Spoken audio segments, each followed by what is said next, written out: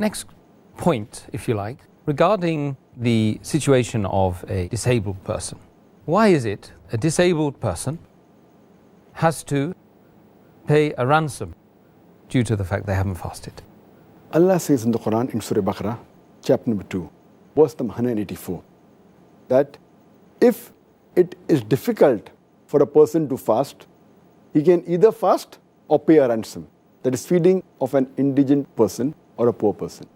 The reason is that if a person is disabled or if he is sick permanently and there are no signs that he will become healthy where he can observe fast.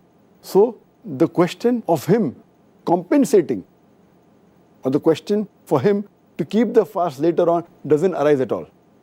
So that's the reason for him there is a ransom, that he has to pay something that is equivalent to feeding an indigent person or feed an indigent person for every fast that he has missed.